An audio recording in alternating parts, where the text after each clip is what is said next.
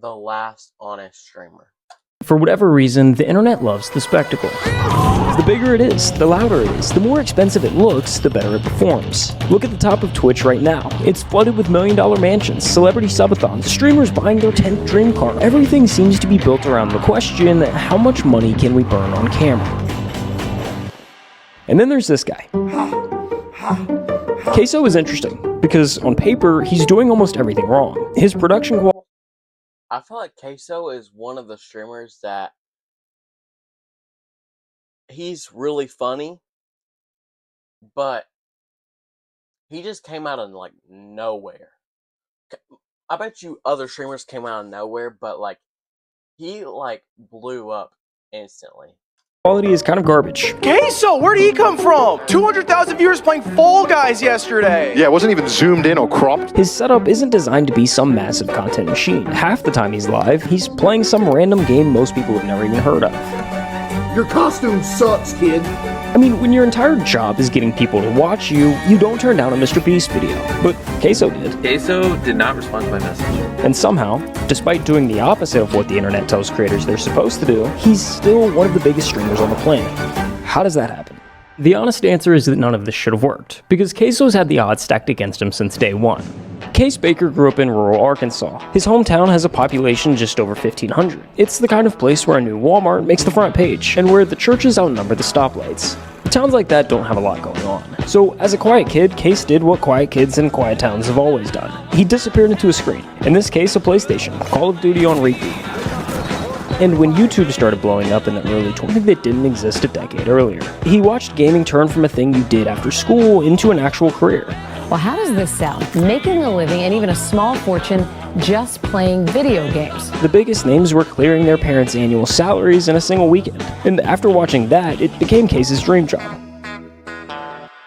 The problem was, he knew the odds, especially in his situation. His Wi-Fi was barely good enough to even watch YouTube. Uploading to it or streaming on Twitch, forget it. So he buried it. He graduated high school, bounced between jobs, often working 2 at a time, just to keep the lights on. For 6 years. 6 years of clocking in somewhere he didn't want to be. 6 years of watching other guys his age blow up online doing the exact same thing he'd given up on. By the end of it, Case was broke, burnout. He was one bad week away from walking into a recruiter's office and signing up for the military. Then his mom stepped in, and she asked him the question that changed everything. Why not take a real shot at the whole streaming thing? What's the worst that happens? Now, streaming is one of the most competitive jobs on the planet, and if you're like Case, trying to pursue it full time,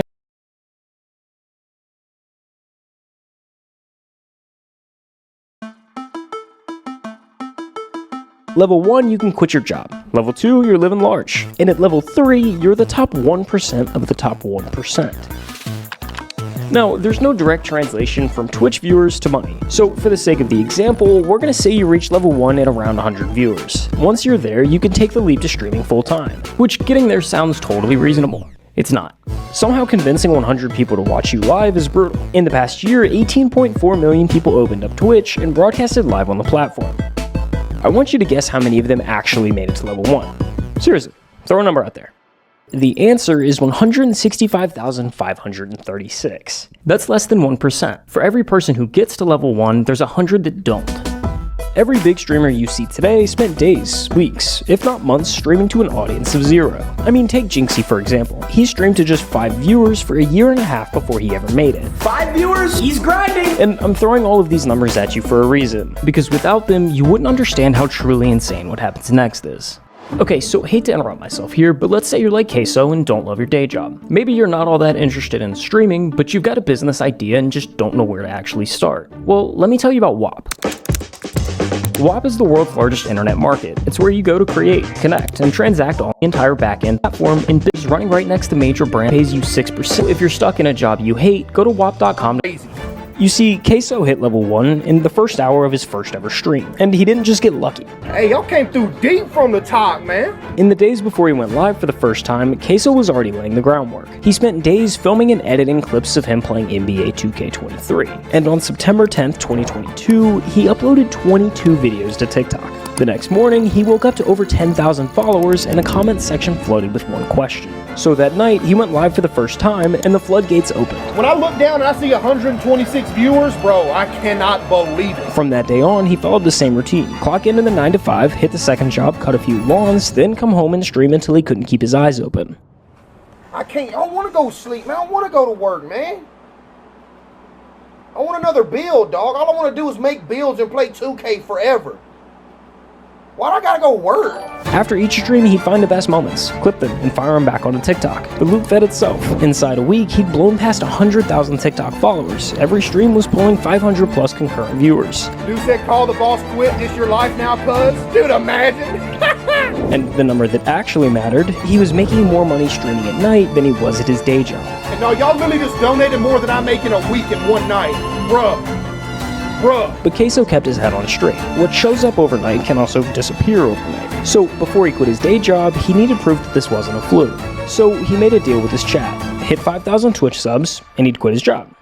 This a day we're gonna remember forever, you feel me? This a day we gonna remember forever. You know I love y'all, man. Thank you, bro. It's all y'all, you feel me? Thank you, man. Full-time Queso in the building, and I'm laying in their mouth, too. Within just a few weeks, it was a done deal. Queso's fan base was new, but dedicated, and they wanted to see him pursue this thing full-time. Like I said, I've been dreaming of wanting to, be a streamer, a content creator since I was 13 years old. I finally took the leap, bro. I finally took the leap, and y'all came through for you, boy. For real, y'all came through crazy. Now, it wasn't all sunshine and rainbows from here. His internet was still garbage, like genuinely bad. Streams would lag or even just end because the connection bottomed out. Do you see what I deal with? And when you're trying to build an audience, that's the kiss of death. If your stream ends, they move on to the next. Eventually, numbers started slipping. For a couple months, it looked like maybe the whole thing was a fluke. Maybe the bubble had already popped. You know, I seen the numbers when I very first started. You know, the hype was there because I first blew up. Had like 800 viewers every night. Then y'all seen it dip to like, 100, 150. I was like, I gotta do something different or it's gonna go under. Then he picked up a different game, Hogwarts Legacy. It was kind of a weird choice. It had a totally different audience from the 2K crowd he'd built, but he streamed it anyway, clipped a moment, and posted it to TikTok. Well, I see the sun peeking through the window a little bit. Sleep schedule gone now. Gotta make Hufflepuff proud though. Hey, it is what it is, man. That one video alone pulled in over 18 million views. Just like that, he's back. Viewership climbs to 600, keeps climbing, month after month. Every week, another clip going viral. Another wave of new viewers funneling straight to the stream. The snowball was rolling again. By May 2023, Queso was averaging over 2,500 viewers, a legitimate name in streaming culture. If you don't know who he is, you gotta be living under a rock. And this is level 2. At level 2, you're starting to live large. You're in big boy money territory. At this point, you're not going to bed afraid the whole thing vanishes overnight. All right, babe, my dad. Get him out of here! With over 2,500 average viewers, Queso was sitting somewhere just inside the top 1,000 streamers on Twitch. Incredible by any measure, but remember, Twitch is stacked top heavy. And when I say top heavy, I mean it.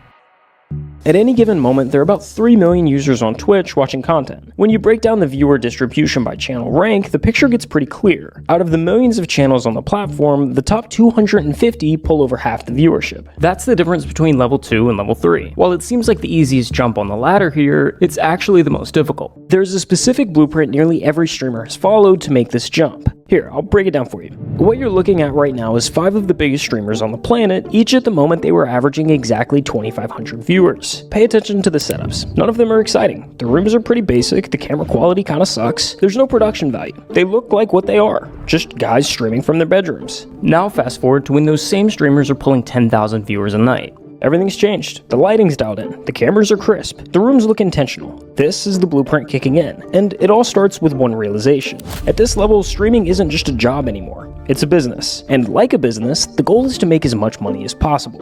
The internet, for whatever reason, craves a spectacle. And the spectacle game is pretty easy to play. You've kinda just gotta spend money to make money. The setup is just the start. Next comes the move to LA. Buy the mansion, drop the I just bought my dream car video. Hire a dozen editors to pump out clips around the clock. By the time you're clearing 50,000 viewers, it turns into an optimization race. Every stream, every upload, every second of content is engineered to milk the cash cow. The longer you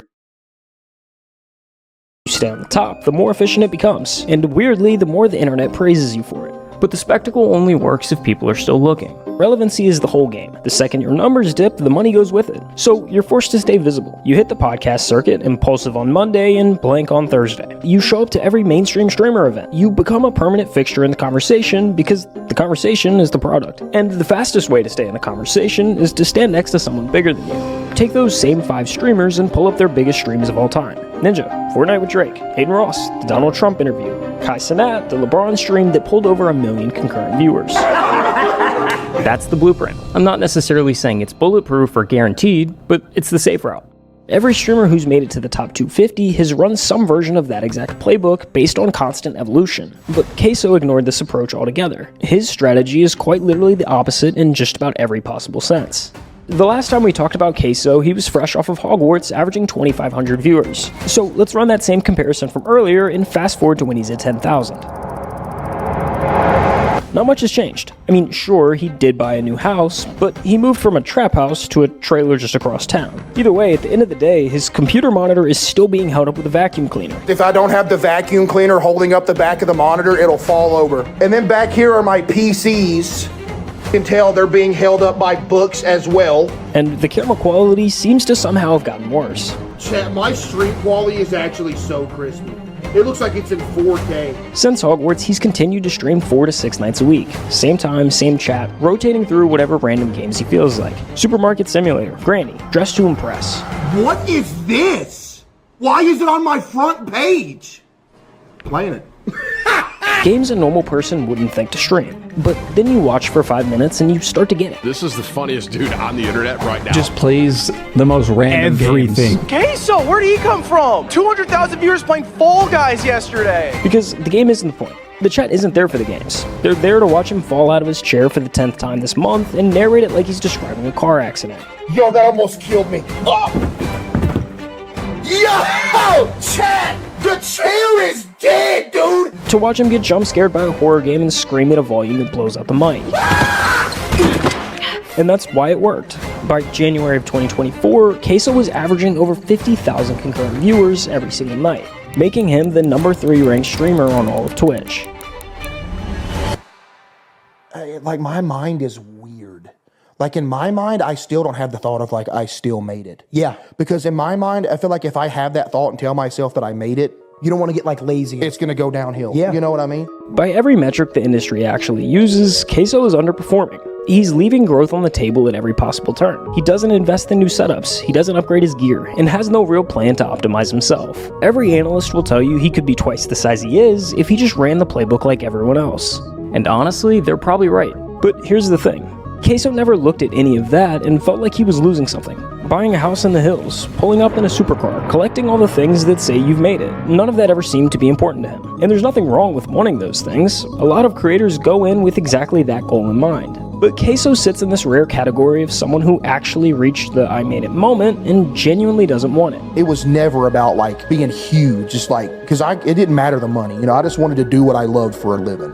I could be, you know, pinching pennies to make it, but as long as I get to stream every day instead of go to work, I was cool with that. You know? But to be clear, it's not like he's allergic to money. He's the number 3 streamer on Twitch. The guy is doing just fine. But there's a difference between making money and squeezing every last cent out of your audience. He's never done any kind of subathon, he doesn't say yes to every brand that comes knocking, and he doesn't manufacture drama to give the numbers a little bump. The way he sees it, you can't leave money on the table if it was never what you sat down for. Some of my most favorite jobs I ever had were the jobs where I was making pennies. Yo, I'm not even finna lie to y'all. I think y'all just donated more than my week's paycheck in one night. I'm talking about sitting in the parking lot of the dollar store, having to call my mom, be like, hey, can you spot me $50 for food for the rest of the week? But you know what? I was happy. Like, if I could turn this into something and just be able to do this with y'all every day, that'd be a dream come true. Yeah, I was broke, but it was all right because the job was cool. Dude, I'm not worried about Twitch ad revenue. I would rather people have a good viewing experience than make an extra, you know, whatever a month. So that's the money half of the blueprint. The mansion, Quit the ads! the supercar, the optimization strategy. But the blueprint isn't only about money. The other half of the blueprint is relevancy. The streaming world has a short memory, and the way you fight that is by staying in the conversation. Podcasts, events, collabs, it all comes down to the same idea. Stand next to someone bigger than you, and you get to share some of their spotlight. Well, if you thought he was underperforming on the money side of the blueprint, just listen to this. In 3 years as one of the biggest streamers on the planet, he's done exactly one traditional collab. Jinxie. What's the furthest you've ever traveled? Florida, and that was one time to go to Jinxie's house. And that collab is almost word for word the only existing footage of Queso outside of his own house. My friend brought this up yesterday to me when we were chilling. He said it's crazy that Jinxie literally has the only recorded footage of me outside of my own stream setup. Like, he is the only one that's got me out of my room. Matter of fact, it was the first time he'd ever left the state he was born in. So this is the first time you've ever been out of, like, Florida? Or out of Arkansas, my bad. Yeah. Wow. It's just, I don't know, I be getting homesick. I get away from home for too long. I'm just, man, I don't know. Over the last 3 years, Queso has won 5 different awards. And the Streamer Award goes to... Queso! He hasn't shown up to a single one in person. Mr. Beast tweeted you? Oh, yeah, I talked to him, yeah. I can't even go on a Mr. Beast video due to fear of airplanes. Ain't that bad, chat? According to the blueprint, all of those things just come with the territory of being in the top 1%. But Queso is avoiding all of it. And when you stack it all up, not going to award shows, turning down the collabs, even the fact that he's only left the state of Arkansas once, you start to wonder if there's more to it than just not caring.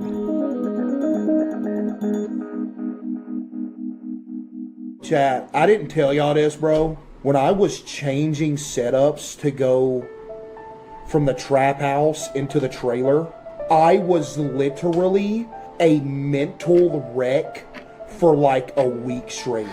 Because I don't know if anybody else has this, but dude, I have like some form of horrific OCD that I've had for years, that if something even minor changes, I'm gonna die.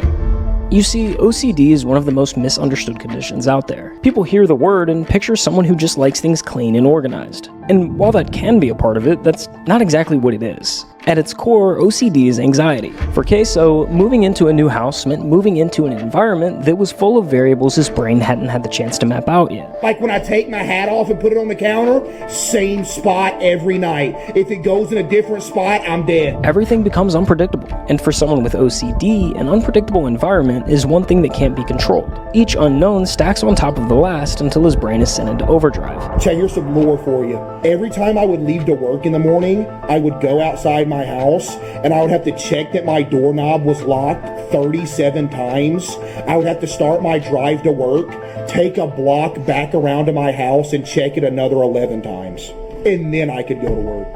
Which explains why his setup has barely changed over the years. It's one of the places where his brain already knows the answers to all the questions. It's his rules, at his pace, all in an environment that makes him most comfortable. But that need for predictability doesn't stay contained to his house. It follows him everywhere. I went out in public 3 times in a row. I got recognized all 3 times. I never went outside again, bro. Like, some people, bro, came up like, hey, yo, can I get a picture? Everybody started looking. I'm like, oh, man, dude, I was about to pass out, man. Outside of that room, he controls nothing. Who's around him, how they got there, whether someone grabs his shoulder before he sees it coming. None of it is up to him. I don't go out in public. I don't. Never. When he's at home, it's easier to manage, because, well, he's in his own house, but in public, there's no way to make the unknown stop. It's not only uncomfortable, but also insanely overwhelming. You would have a better chance of actually winning the Powerball lottery than ever seeing me in public. That's how rare it is. No joke. The blueprint says the path forward revolves around a constant state of evolution. The more you change, the newer... That is very rare. Like, does he just DoorDash food? Like, what does he do to get food? Does he go, like, how does he get food? Things are, the more excited people are to watch. But for Queso, that path has never really been accessible the same way it is for everyone else. And yet, here he is. Literally almost 1,000 away from 10 million. Say it ain't so. This is a moment in history? No, this is a moment in history. Behind everything, the awards, the numbers, the journey from a rice mill to the #3 spot on Twitch, almost nothing has actually changed. You definitely gonna do this full time? Hey, I hope so, CJ. That'd be a dream come true for you, boy, man. Maybe my parents don't have to work no more either. That'd be a dream come true too, bro. He's been grounded in the fact that streaming was never about being the very best. It was always about building a life worth living, for himself and for the people he loves. Wait, Mom, we're about to hit 10 million. I can't believe what I'm seeing. Oh my goodness. I can't believe what I'm seeing. We're about to hit 10 million! I gotta turn this off. Come on. No way we're actually about to hit it. We hit 10 million, baby! Let's go! Like, hitting 1K is already insane. But hitting 10 million? And you just made like one clip?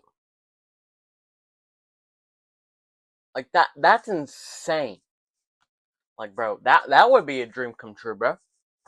Like 10 million on YouTube! His mom was there before any of this made sense. I got 853 on YouTube. She brought me some balloons in here! Yo! She brought me some balloons! Balloons! You can't see it! Get a pose in there with it!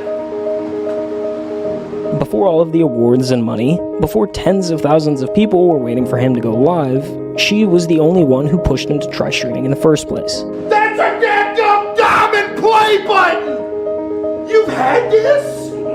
What? It wouldn't be possible without y'all, Chad. And you know who else it wouldn't be possible without? My mom. Come stand in front of the camera. Look at that! If you like that video, go ahead and like and subscribe so you can see some of my videos. And peace out.